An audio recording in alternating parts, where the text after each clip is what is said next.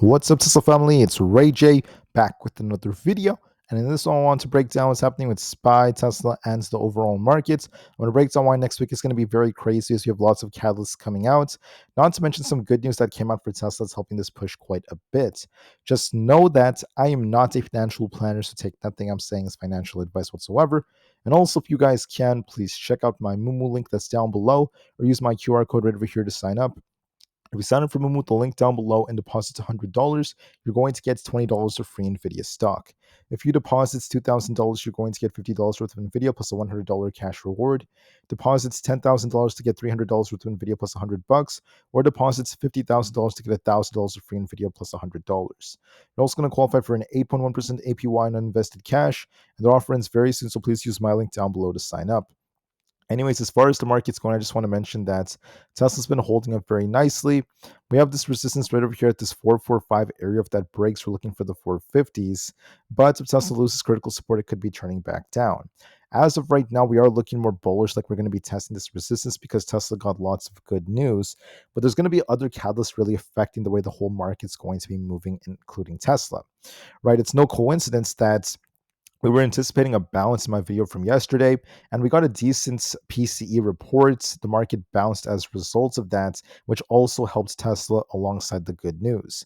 So there's been some news coming out about how Tesla is going to be launching a new version of their FSD.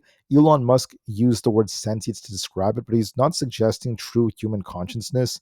He's talking about how the car should feel as though they're thinking ahead rather than waiting for commands. And that's the most important thing we're looking for. You need to know what the context is of his remarks.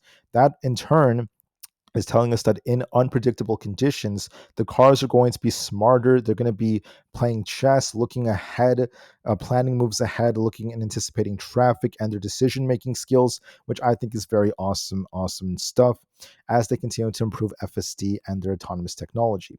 On top of this, Wedbush Securities has hiked their price target on Tesla to an outperform rating, saying they have a $600 price target, which is more bullish news.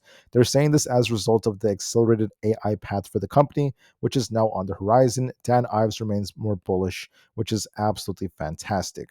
He also noted that investors are underestimating the transformation underway at the company. That was very bullish news for Tesla, which is why we saw a nice bounce alongside other factors. Now, keep in mind that Mizuho is saying Tesla will outperform the market. We're also getting good ratings from Wedbush. But one thing is that although the price-price ratio is going up and such, although Tesla's holding up well, historically, October tends to be a weak month for Tesla. So be very careful as we approach October. And then that brings me to some of the major catalysts for the markets, okay? So Tesla news is obviously going to be its own catalyst, but there's going to be three main catalysts for next week, which will be affecting the whole stock market and Tesla outside of Tesla news. And there's going to be a big move coming. SPY and the QQQ are looking bullish right now. They're trying to continue to push, but whether or not we continue does depend on some factors. I do think we go a bit higher, but then we're going to see how these catalysts are going to be affecting the market. First and foremost, going into next week, you have to remember that next week is going to be the ending of September, and starting on Wednesday, we have October 1st. The month of October is starting. That is historically a weaker month for Tesla and for many EVs. So even though we do have some upside potential in markets, be very careful the closer we get to October due to seasonality. Secondly, so that's the first catalyst, right? October is starting. Secondly, on Monday, we just have a couple of Fed speakers, so it's not as crazy. But on Tuesday, we have the JOLTS job openings and job quits reports alongside consumer confidence. So big data comes out on Tuesday. On Wednesday, we have the ISM manufacturing numbers coming out. That could also cause some volatility. On Thursday, we essentially have not much, just initial jobless claims. But then on Friday, October 3rd, we basically have non-farm payrolls and our ISM services data. So there's big data coming out on Tuesday, Wednesday, and Friday. So that could also cause a lot of volatility for markets. Why is data so important? Well, for example, today we got PCE data. PCE was basically close to expectations, basically the same numbers as before, except some of the metrics were a little bit up, just a tiny bit. Not too bad. The market liked the data, and the market's still more confident of there being a cut. There's now a 90% chance of a 25 basis point cut. We remain a lot more confident about that. But I say that because now the market's getting bought back up, right? We were expecting the most likely possibility was some kind of bounce, and the market got a bounce despite looking weak yesterday. We got a full V-shaped move recovery, and Tesla also made a V-shaped recovery with all this good news and such. So for next week, October is starting, and there's lots of data coming out. There's also going to be a lot of news for Tesla. But then the third big catalyst is this. We also have this right here. President Trump is announcing new tariffs on October 1st. Remember, the tariff deadline is going to be later when it comes to the legal battle. There's still some more time for it. So for now, President Trump can still impose new tariffs. He announced a 100% tariff on pharmaceuticals, a 25% tariff on heavy trucks, and then he also announced a 50 and 30% tariff on kitchen cabinets and other pieces of furniture. So let's actually read his official quotes. I'm not just going to talk about what mainstream media is saying. Let's actually read what he had to say, so we're not kind of like misinterpreting his words. President Trump said, starting October 1st, 2025, we will be imposing a 100% tariff on any branded or patented pharmaceutical products unless a company is building their pharmaceutical manufacturing plant in America. Is building will be defined as breaking ground and/or under construction. There will therefore be no tariff on these pharmaceutical products if construction has started. So he is saying that he wants to see a 100% tariff on pharmaceutical products that are built or produced outside of the USA. He's trying to incentivize companies to once again produce more in the US. Secondly, President Trump said that we're going to be imposing a 50% tariff on all kitchen cabinets, bathroom vanities, and associated products starting on October 1st, 2025. Additionally, we will be charging a 30% tariff on furniture, on certain pieces of furniture. He mentioned that he's doing this once again for national security and other reasons. That is another important quote from him. So keep that in mind. That's what President Trump said.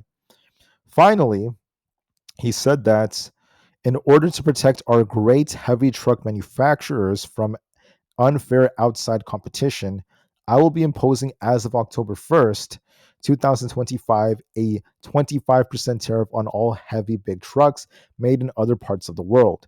Therefore, our large truck company manufacturers, many of them will be protected from outside interruptions, right? That's what President Trump is saying. Another very important quote from him. So on October 1st, we have a bunch of tariffs coming out, but here's the thing. President Trump could be unpredictable sometimes. Sometimes he changes plans. Sometimes he delays tariffs. Sometimes he doubles down on them. So is he just going to be imposing tariffs on pharmaceuticals, trucking, and furniture? Or is he going to also start to announce more tariffs on semiconductors? Because if he does that, that could really shake the markets. And that's why I want to warn you guys to be careful. Although we are bullish right now, be careful and just keep this in the back of your mind that President Trump could make new announcements about more tariffs. As of right now, it doesn't look like these tariffs are that big or that crazy for the markets. But if he starts imposing them for different industries like semiconductors, the reason I keep bringing this up is because he was saying many times for the last couple of weeks he's going to be imposing high semiconductor tariffs. If he does that, that could really shake Tesla, Nvda, and many other stocks. As of right now, he hasn't done that, so we're still looking more bullish on Tesla, and we're still favoring upside to start off next week. But be careful the closer we get to Wednesday, which is going to be the start of October. So what's my prediction? If you want to be a bear, you want to see Tesla lose 430 and start dipping lower and then eventually lose these lows. But right now, Tesla's not favoring that. We're favoring a test of 445. Can we break 445 this time? We did reject 2 times, but if we break it, we're looking for the 450s pretty easily. Hopefully, we could break past 445. We're looking for a test next week. I think Tesla is favoring upside right now, and we're doing a fantastic job at holding up. For SPY, now we have resistance at 662. Now, as far as SPY goes, here's the thing about this. We're going to be likely going higher for 665 based off this setup. We might be going a bit higher, but then we're going to see if we break the all-time high or do we reject and come short and start turning down. We're going to see what it ends up doing, but for now, we still favor upside as we got bought back up. We're testing 662 as resistance, and then 665 is likely coming next as we continue to climb. So look for some temporary upside, and we'll see if we get some kind of rejection. On the triple Q, I need to see 590 break for this to start dumping. As of right now, we're above 595, so we're going to be favoring 598s to 600. Then we'll see if we end up turning down or not. If we kind of reject here, we're turning back down. So be very careful. As of right now, we're favoring 598s to 600, and we'll see how it goes from there. So for now, we're favoring upside on the QQQ. I think we're going to likely be going even higher, then we'll see what happens after that. On the IWM, we're looking a little bit more bullish. As long as we don't lose 240, we're going to be favoring essentially this 242.5 to 244 area. So I favor upside. I think we're doing a fantastic job thus far. On ES, we have an inverse head and shoulders. We're going to be looking for basically 6,700 to 6,720. As long as we don't do 6,680, we're going to be favoring a bit more upside for the 6,700s. We still look bullish to me. We have an inverse head and shoulders like pattern on NQ. As long as we don't lose 24,500, we're going to be favoring 24,780 to 24,800. I favor upside at least for the time being, so we'll see how it goes. On Bitcoin, we have a nice double bottom here. As long as we don't end up losing basically 109,000, we're favoring 110,500 as our bullish target. We're looking quite good. Tesla favors 445. If we break that, I think the 450s come pretty easily. We're looking more bullish for now, but be careful when it comes to the month of October, especially with President Trump's tariffs, with seasonality and such. For now, we're bullish, so just play the chart in front of you as we're looking quite good. Nvidia has a nice reaccumulation. As long as we don't lose 176, we're going to likely consolidate and slowly push back up to 180. Looks a bit more bullish to me. Apple is holding up well. It's choppy, but I think it could still retest 257.5 or above. For Palantir, we're range bound between 178 and 174, so I think we consolidate and slowly push for the 180s. AMD is looking decent. As long as we don't lose 158, we're going to be favoring the low 160s. Coinbase is trying to bounce with the double bottom, favoring 318. Amazon is forming a nice accumulation. We're going to be favoring 222 next week for more upside. Meta needs to retest 746. If we break that, I see us retesting 755, but look for 746 to be retested. Google's reaccumulating. It could be retesting 248. And then Microsoft is also going to be favoring an attempt for 514. So there is upside potential. The VIX got a big rejection here, forming kind of like a flag. It's going to likely continue to fall to these lows. So that's another bullish confluence that the stock market wants to go higher, and Tesla wants to retest 445 and maybe even break that for the 450s to break these highs for a temporary upside move. So for now, we're looking more bullish. So play the chart. We're bullish right now. But I just want to give you guys a warning. There's lots of data coming out next week. October is the weakest month of the year for Tesla historically. So and be very, very careful. The closer we get to October, be careful. And then finally, with President Trump's tariffs, you never know what's going to happen. Is he going to announce more tariffs? Will there be less tariffs? Is he going to delay them? We'll see about that. Could this affect the market? So be careful the closer we get to October.